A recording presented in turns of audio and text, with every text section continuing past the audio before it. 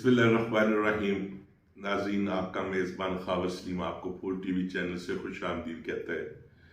تو ناظرین، آج کا جو ہمارا موضوع ہے وہ ہے کہ انسان اور انسانی قدریں۔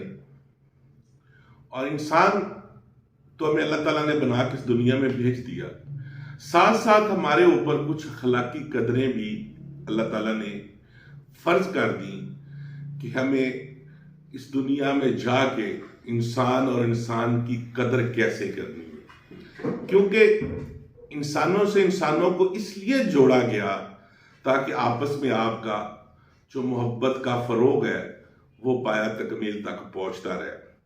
ہم نے کیا کیا ہے کہ ہم نے بڑے بڑے بنگلے کوٹھیاں بنا کے ہم نے اپنے آپ کو اس کے اندر محیط کر لیا ہے اور اس کے اندر اپنے آپ کو قید کر لیا ہے۔ ہمیں بالکل نہ تو مسائل کی خبر ہوتی ہے اور نہ ہی ہم کسی کی خوشی غمی میں جانا پسند کرتے ہیں۔ لیکن اس وقت جو ہمارے معاشرے میں جو سب سے زیادہ میں یہ سمجھتا ہوں جو نفاق کی وجہ ہے وہ یہی وجہ ہے جو ہماری ایک دوسرے سے دوری ہے، اور دوری بھی ایسی ہے جو بلا جواز اور بلا وجہ ہے۔ ہم ہر جگہ پہ اپنی شخصیت کو مد نظر رکھتے ہوئے پروٹوکول کے عادی ہو جاتے ہیں کہ میں وہاں کہیں جاؤں گا جہاں مجھے پروٹوکول اور عزت ترام ملے گا۔ تو کیا ایز اے انسان کبھی آپ نے یہ بھی سوچا ہے کہ میں جس جگہ پہ رہ رہا ہوں، جس بنگلے کوٹھی میں رہ رہا ہوں، اس پہ کے اندر آنے والے کسی غریب مستحق کو بھی میں نے وہ پروٹوکول یا وہ عزت دی ہے؟ تو ناظرین، جو عزت ہے وہ دینے سے ملتی ہے، لینے سے نہیں ملتی۔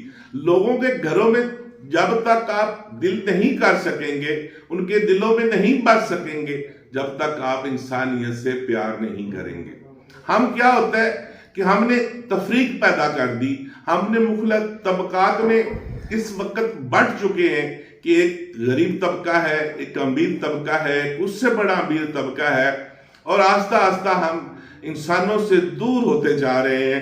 لیکن جب وقت ایسا آتا ہے آپ کے اوپر کہ جس وقت آپ کو انسانوں کی ضرورت ہوتی ہے تو پھر آپ کو انسان نہیں ملتے۔ آپ ہر کام جو ہے وہ پیسے کے بل بوتے پہ، دولت کے بل بوتے پہ وہ کرنے کو ترجیح دے رہے ہیں، جہاں آپ انسانی قدروں کو پامال کرتے ہوئے بھی دکھائی دیتے ہیں۔ کبھی آپ نے یہ نہیں سوچا کہ کسی انسان سے جو محبت ہے وہ لی جائے۔ ہم ہر بات جو ہے وہ خریدنے کے عادی ہو چکے ہیں۔ تو ناظرین، میں آپ کو یہ برملا کہنا چاہتا ہوں، نہ تو عزت اور نہ محبت، یہ کبھی بھی آپ دولت سے خرید نہیں سکتے۔ یہ آپ کو اپنے کردار سے، اپنے پیار سے اور محبت سے جب لوگوں میں بانٹیں گے تو آپ کی عزت میں اضافہ ہوگا۔ تو ہمارا مقصد صرف یہاں آ کے یہ نہیں ہے کہ ہم نے دولت اکٹھی کرنی ہے یا علم حاصل کر کے اور اپنے بڑے بڑے زمینیں، بنگلے، جائیدادیں اکٹھی کرنی۔ ہم پہ یہ فرض ہوتا ہے کہ اللہ تعالیٰ نے جتنا رزق آپ کو عنایت کیا اس میں سے اللہ کے نام پہ صدقہ اور خیرات کا جو عمل ہے وہ کبھی نہیں رکنا چاہیے۔ اسی طرح اگر آپ کو اللہ تعالیٰ نے علم سے نوازا ہے تو علم کو صدقہ جاریہ سمجھتے ہوئے آگے آپ کو بانٹنا چاہیے۔ ہماری بدقسمتی ہے کہ جس کے پاس کوئی ہنر ہے تو وہ اپنے ہاتھ میں لے کے بیٹھا ہے تاکہ لوگ میرے محتاج ہو جائیں، لیکن لوگوں کو محتاج کرنے والے یہ بات اچھی طرح سوچ لے کہ جب اللہ تعالیٰ آپ سے یہ نعمت چھین لے گا تو پھر آپ بھی محتاج ہوتے دکھائی دیں گے۔ پورے ملک کی جو حالت ہے، جب ہم غربت کا، مہنگائی کا ہم دیکھتے ہیں تو ہمیں یہی چیز نظر آ رہی ہے اس وقت پورے ملک میں کہ ہمیں انسانی ہمدردی کی نام کی کوئی چیز دکھائی نہیں دے جا رہی۔ جس چیز کے پاس جائیں، جس دکاندار کے پاس جائیں، جس کے پاس کوئی چیز پڑی ہے وہ اپنی مرضی کا ریٹ لگا رہا ہے، کوئی اس کے اوپر قدر نہیں ہے۔ یہ ہے کہ میں نے اس کا منافع کتنا لینا ہے، تو منافع خوری کو بھی اسلام میں حرام قرار دیا گیا ہے۔ آپ اتنا منافع لیں جتنا آپ کا جائز بنتا ہے۔ یہ نہیں ہے کہ ایک چیز اگر کسی کے پاس پڑی ہے اور باقی دکانوں پہ نہیں ہے تو وہ اپنی مرضی کا ریٹ جو ہے وہ لگا دے۔ تو ہم نے ان ہر چیزوں کا حساب دینا ہے۔ تو ابھی آپ سلاب زدگان کو دیکھیں کہ وہاں جو ہمیں قیامت کے منظر دکھائی دے رہے ہیں، ہمیں ان سے سبق سیکھنا چاہیے کہ جب اللہ تعالیٰ ناراض ہوتا ہے جب قوموں کے اوپر اس کا قہر آتا ہے تو پھر یہی حال ہوتا ہے. ہمیں مل کے اب توبہ کرنی ہوگی, استغفار کرنی ہوگی کہ یا اللہ پاک ہمیں محفوظ فرما اس ارادے اور اس نیت کے ساتھ کہ میری بقیہ زندگی جو ہے وہ اللہ تعالیٰ کے بتائے ہوئے سنوں پر میں گزاروں گا, کیونکہ اس کے علاوہ اور کوئی چارہ نہیں ہے. بڑی بڑی جدادیں آپ نے دیکھی, بڑے بڑے محل دیکھے, بڑے بڑے ہوٹل دیکھے, کس طرح زمین بوس ہو گئے, کس طرح ایک امیر ترین آدمی جو ہے وہ فقیر ہو گیا.